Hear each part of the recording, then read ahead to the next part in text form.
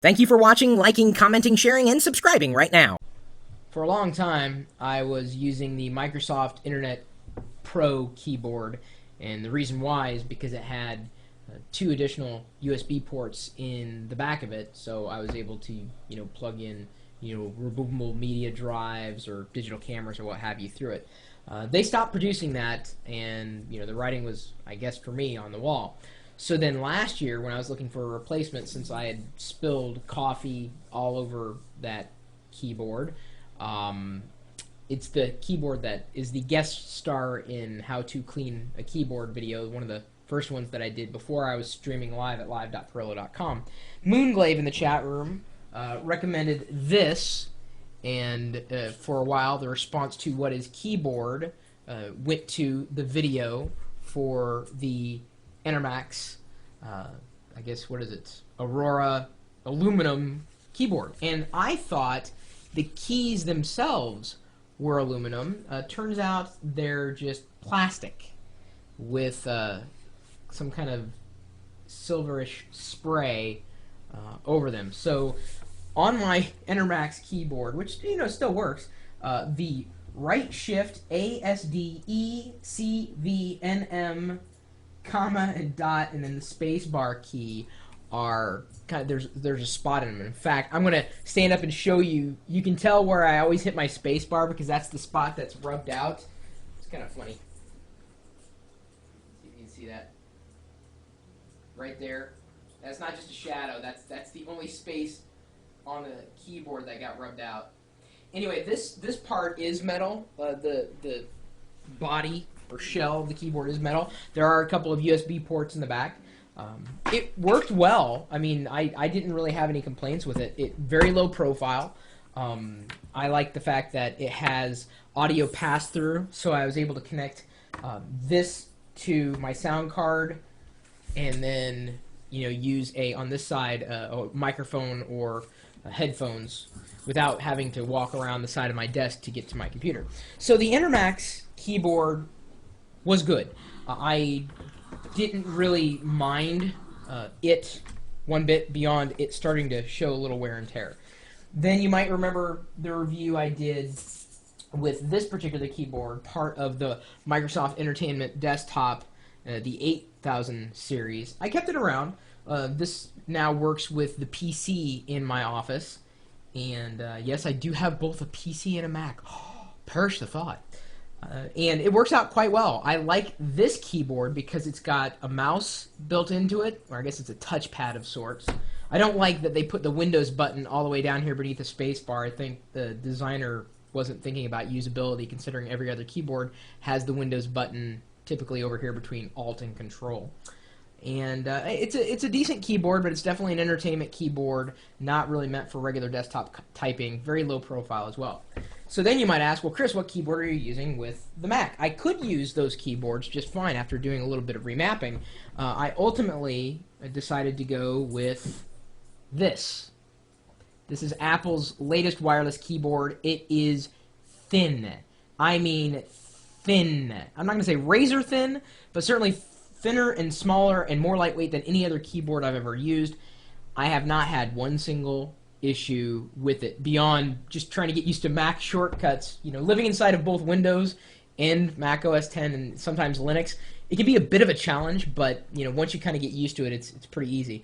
I will often have this keyboard sitting atop my desk and over here, and you'll hear me going furiously typing an IM or an email or even into the chat room, and people say, gosh, he types fast.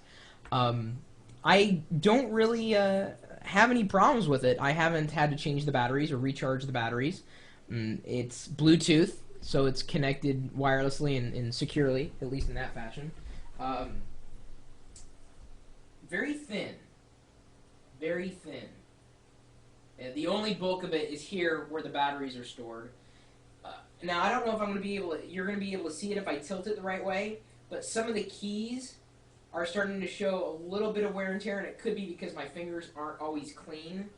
But the keys are holding up, and the characters on the keys, see how some of them are a little shinier than others?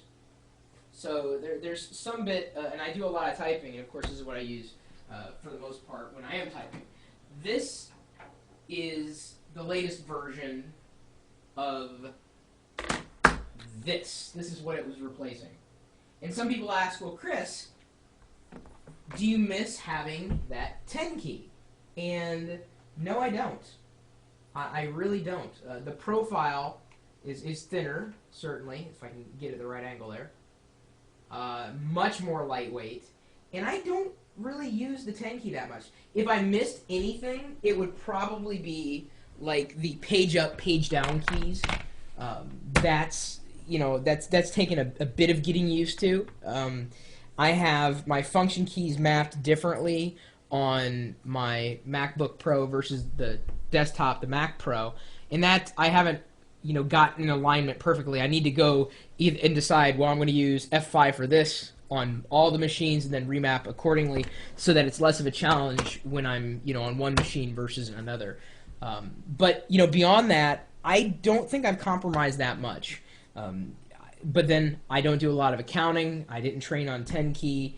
And more than anything, what I would have appreciated more is a page up, page down. I could likely remap it to either another kind of keyboard shortcut on here or figure it out. But it takes a couple of, or a few AA batteries. I'm not sure. I haven't opened it since I got it, which is kind of nice.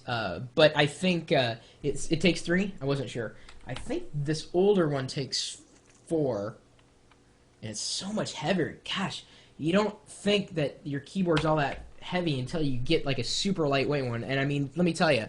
Oh, I accidentally hit the spaces key then.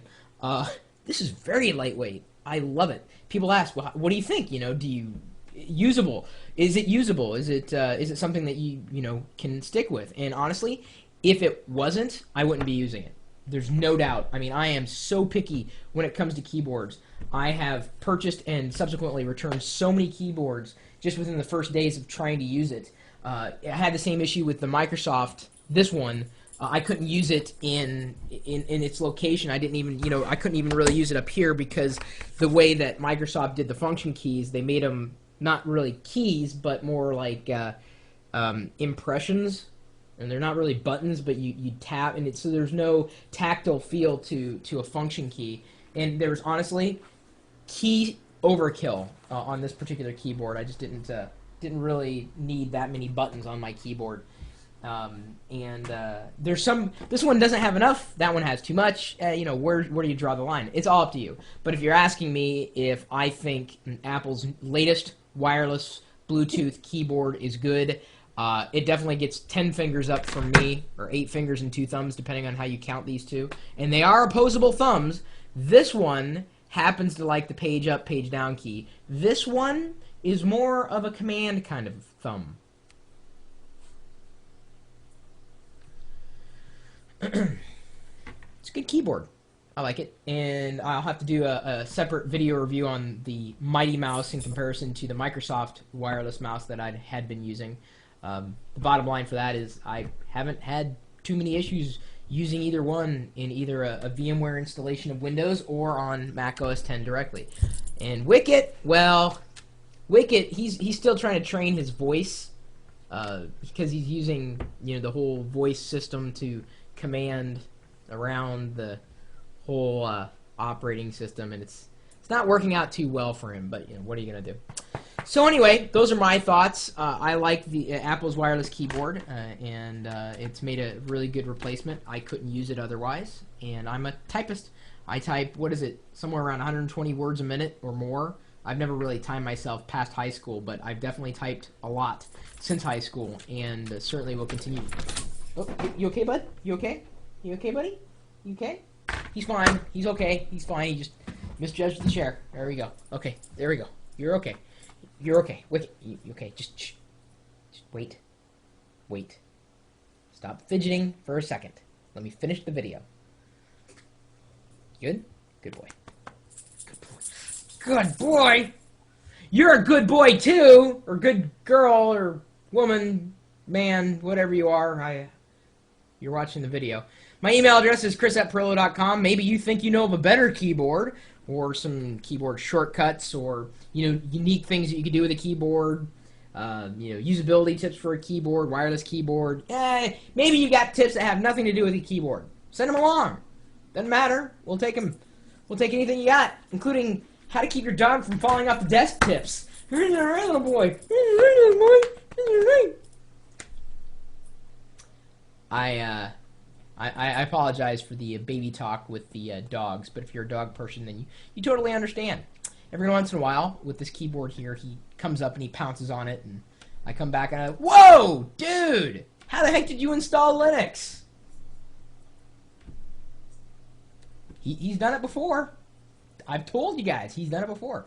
You're also welcome to stop by our chat room, where we're feeding out this video pretty much live 24 hours a day, 7 days a week, typically talking tech. Every once in a while, I'll be here and doing things on my keyboard in front of these magnificent 30-inch screens. And then sometimes I'm not here. But the live video is always going. In fact, who was it? Norfannon ended up capturing Wicket falling off the desk. And we uploaded that as a puppy dog blooper onto YouTube. And this is the man right here, or the boy, or the dog thing. Not really a male anymore. Well, he's a male. He's been Bob Barkered. Let's just leave it at that. Anyway, the chat room with live videos happening 24 hours a day, 7 days a week at live.pirillo.com.